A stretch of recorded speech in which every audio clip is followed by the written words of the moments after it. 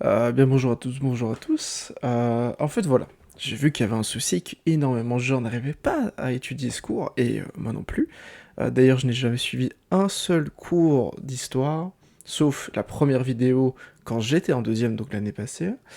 Euh, et je me rends compte, en discutant avec certains confrères, consoeurs ici, que ce cours est extrêmement problématique, et que les gens n'arrivent pas à s'y mettre. Je suis aussi dans ce cas-là, mais je me dis que peut-être qu'en essayant de travailler pour d'autres gens, ça peut me donner une motivation. C'est pour ça que je fais cette vidéo, parce qu'en fait, du coup, en étudiant, je me motive à essayer d'expliquer aux autres comment ça fonctionne, comme ça, instinctivement, je réfléchis mieux, j'essaie de créer des liens, etc. Du coup, c'est surtout pour m'aider moi, mais aussi pour vous aider vous. Voilà. Donc je vous propose, alors ce sera peut-être pas le cas tout le temps, on verra le niveau de motivation, que je fasse des vidéos comme ceci, pour, une fois que j'ai lu des diapositives, que j'ai un peu exploré, etc., vous faire un résumé de ce qui est lu. Comme ça, ce serait en plus en support de ce que vous allez faire de votre côté comme travail.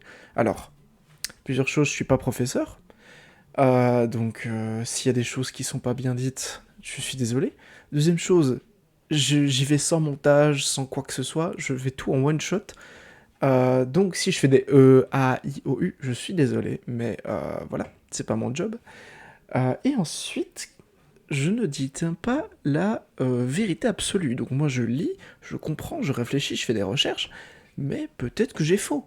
Donc, si vous avez une autre définition, une autre interprétation, une autre vision, gardez ce que vous avez. Peut-être que c'est la bonne, peut-être que moi j'ai la mauvaise. Mais enfin voilà. Du coup, ce que je vous propose, c'est de faire la review. Ici de la première diapositive. Si ça vous plaît, n'hésitez pas à le dire. Comme ça, je sais si j'arrête ou si je continue. Dans tous les cas, moi, je ferai quand même des trucs comme ça pour résumer uniquement pour moi. Parce que ça m'aide en fait d'expliquer. Voilà, bref, je vais pas m'éterniser. Du coup, première dia. Alors, dia surtout de côté informatif. Pour la simple et bonne raison que dans les 3 examens que j'ai fait, oui, j'ai déjà fait 3 examens d'histoire, je les ai tous ratés. Ma note maximale c'est 1, c'est bon.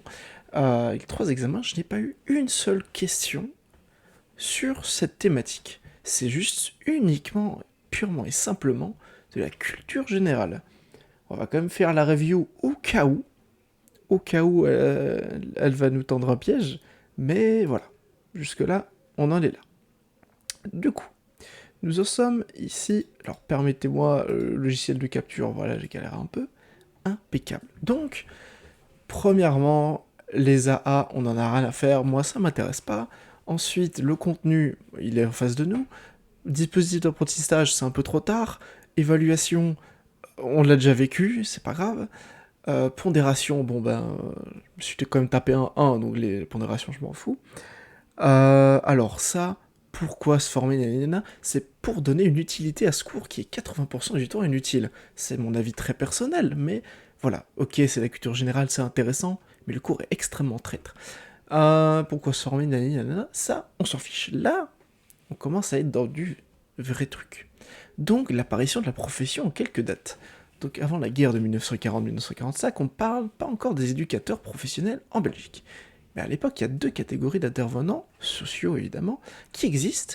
Il y a les religieux, les religieuses, les initiatives privées, donc la charité, et les instituteurs et les surveillants, donc les initiatives publiques. Vous savez lire comme moi. Donc moi, j'ai fait des recherches sur le côté.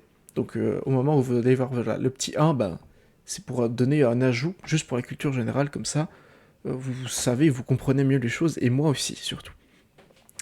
Donc ensuite, il y a les instituteurs. Oui, ouais, je l'ai déjà dit, je suis con. Donc, caractéristique de ces intervenants, c'est qu'il y a peu de qualifications, mais il y a tout de même la bonne volonté et l'intérêt des enfants. Peu de qualifications, c'est ce qui nous intéresse. Ensuite, dans les dials, il y a cette image, chauffeur public, là aussi. Puis il y a ça, je n'en ai aucune idée de pourquoi c'est là. J'ai néanmoins fait des recherches, et en fait, le chauffeur public, c'est une pièce chauffée que l'administration publique ouvrait aux pauvres en hiver. Les pauvres, les clochards, comme on les appelait à l'époque. Ce n'est pas du tout une insulte, c'est vraiment le terme. Du coup, voilà, c'était une pièce publique. Pourquoi est-ce qu'on nous montre ça? J'en ai aucune idée. Mais enfin, bref, passons à la suite.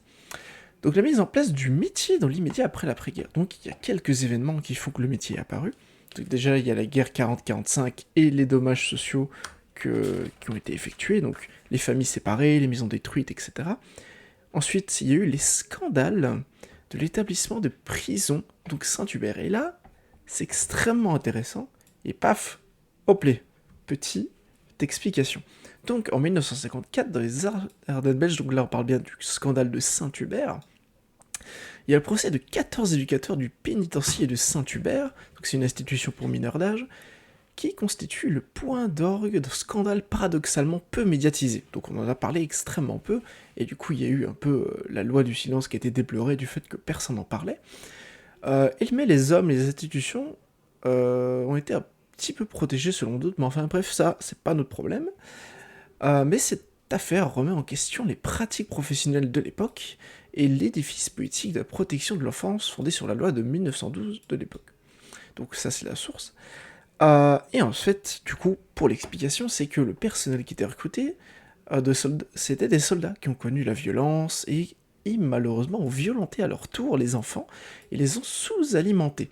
Donc, suite au jugement des 14 éducateurs de septembre 1954 à janvier 1955, puis à la cour d'appel de Liège, ces 14 éducateurs ont été condamnés pour violence et sous-alimentation.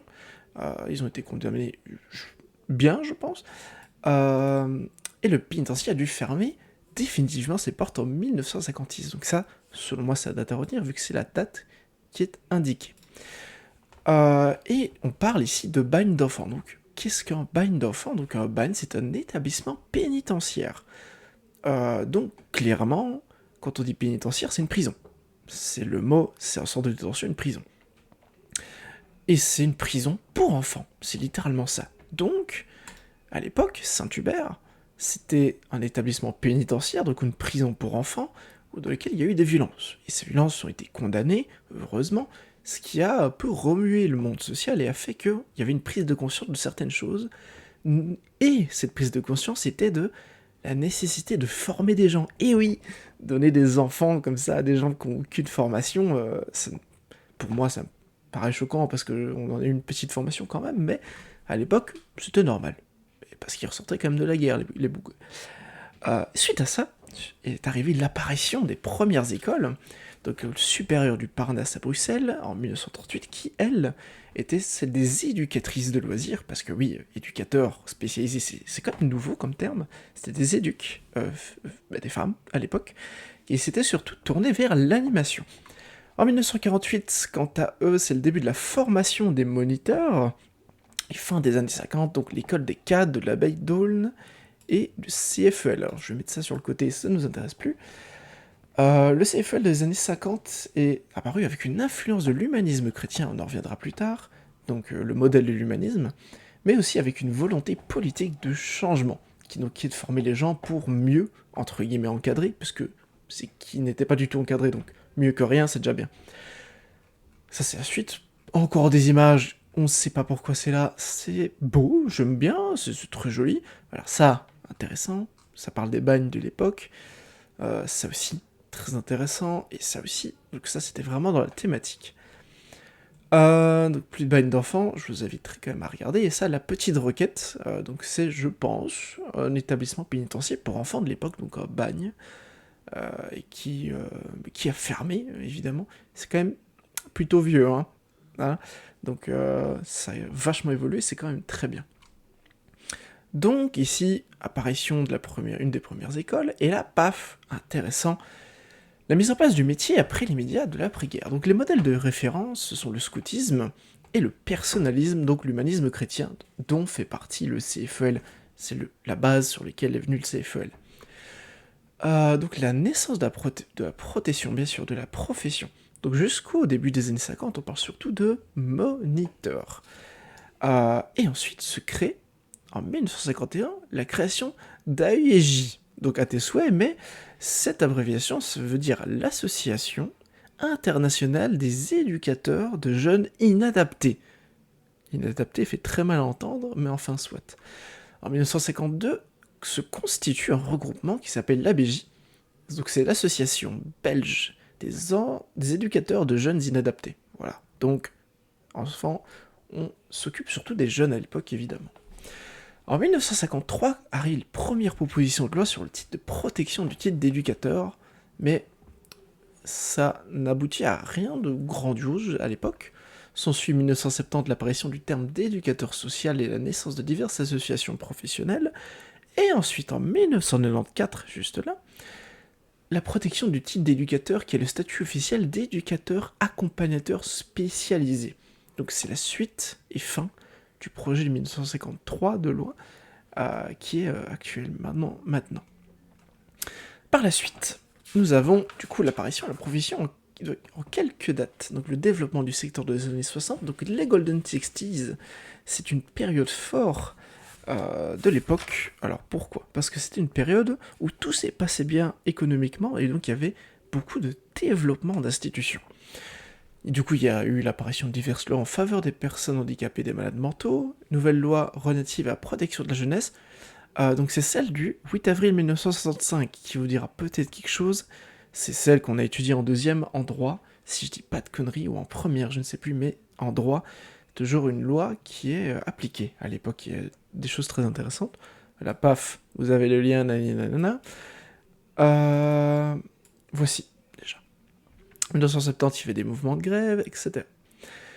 Par la suite, il y a l'apparition de la profession en quelques dates. Donc, en France, dans une profession voisine, l'assistante sociale, qui se développe fin de la guerre 14-18, donc vachement avant l'éducateur, et qui avait pour cible les familles ouvrières, donc les surintendantes, les visiteuses. Alors, surintendante, c'est pas des sourds qui entendent, ça n'a rien à voir. Les surintendantes, c'était pour l'époque la femme des surintendants, qui était celui qui s'occupait de gestion d'argent de l'État. Sauf que ce n'est pas du tout cette définition qui nous intéresse. Nous, ce sont les surintendants d'usine qui nous intéressent, donc ceci. Donc c'est le poste d'encadrement pour la mise en place des services sociaux des usines de guerre employant des femmes mises en place à la fin de la Première Guerre mondiale.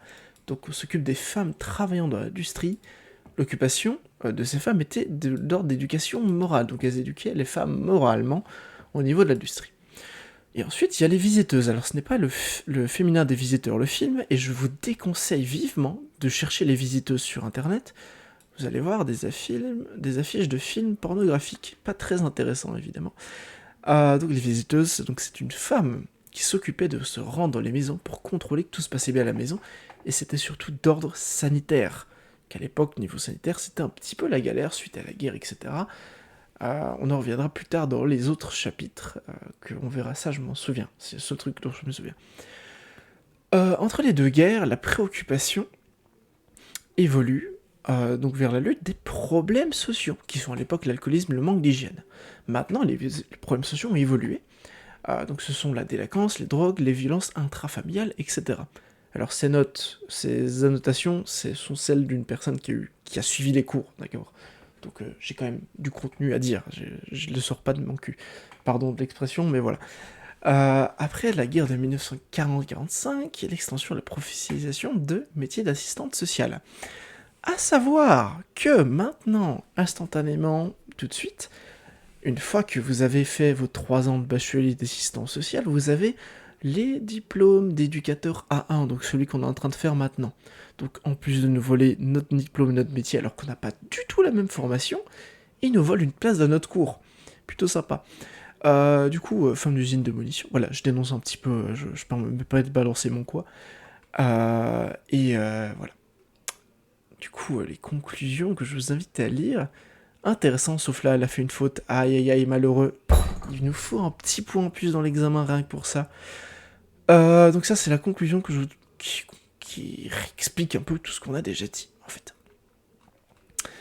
Ensuite, l'apparition de la profession en quelques dates. Donc, pour nous conduire au fondement de l'éducation spécialisée, il y a quelques traits caractéristiques de la naissance du métier. Donc, c'est entre le secteur privé et l'État, entre l'assistance et la moralisation, c'est lié à la prise en charge de l'enfance abandonné ou en danger, donc l'époque c'était vraiment la jeunesse, hein.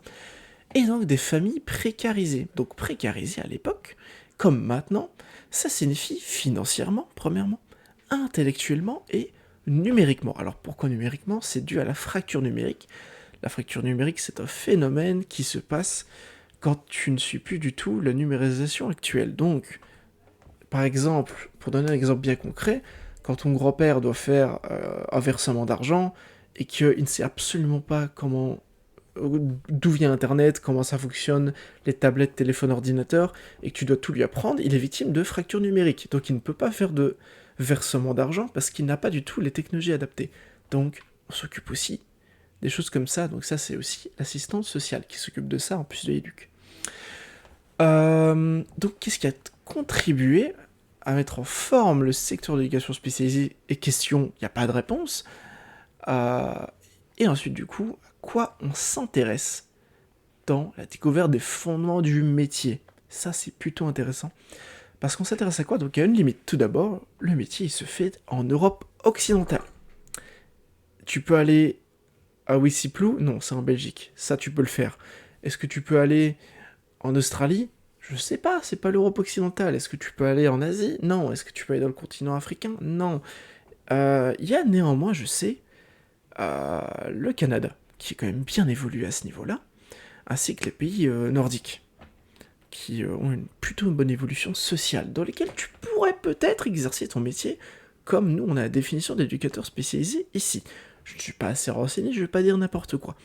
Mais je sais que, socialement parlant, ils sont tout de même évolués du même ordre que nous, si j'ai envie de dire. Ensuite, du coup, l'économie et les conditions de vie. Donc on s'interroge sur l'origine du métier et qu'on s'oblige à s'arrêter à l'évolution. Donc il y a ces informations-là, donc contexte social et politique, l'économie, les conditions de vie, et la culture des mentalités et des croyances. Donc, pourquoi est-ce qu'on dit ça? Donc c'est si une société n'est pas prête, en termes culturels, à accueillir ou à prendre soin de certains types de publics, alors il y a très peu de chances de débloquer les moyens financiers pour les aider. Alors qu'ici en Belgique, on a cette ouverture d'esprit, on se rend compte de beaucoup de choses, et du coup, on a les moyens de le faire, alors que dans d'autres pays, c'est pas possible, vu que on n'a pas suivi la même continuité d'évolution. Ils ont évolué différemment, et nous aussi. On parle de pays, évidemment, des fois sous-évolués, je déteste ce terme, parce que ça fait vraiment, on est intelligent, ils sont cons, alors que c'est différent. Il y a des manières différentes d'accueillir les personnes. Et donc voilà. Ensuite, donc, il y a des objets historiques incontournables, paf, à l'époque, qu'on explique. Ensuite, on nous explique de quoi on va parler, et ici, c'est le plan. Qu'est-ce qu'on va parler durant les prochaines dias? Ah là là, trop intéressant, pas du tout. Du coup, pour le prochain cours, les gars, vous avez intérêt à lire L'amour en plus, la Badater. Je sais pas si je le ferai avec vous, ça, les gars. Faites-le de votre côté, au bout d'un moment, faut arrêter. Non, en vrai, on verra. Je vais le faire maintenant, mais on fait petit à petit. Donc lire le texte de Philippe Ariès, donc L'enfant et la vie familiale du sous-ancien régime. Voilà. Qu'est-ce que j'ai à dire de plus? Rien du tout. C'était du coup le résultat de plus d'1h30 de lecture et de recherche pour pas grand-chose, vu qu'au final il n'y aura pas de questions dessus, mais ça reste tout de même intéressant. J'espère que ça vous aura plu. N'hésitez pas à vous abonner. Non, on s'en bat les couilles. Ne vous abonnez surtout pas. Très bien. Dégagez. Maintenant c'est fini, je peux vous voir.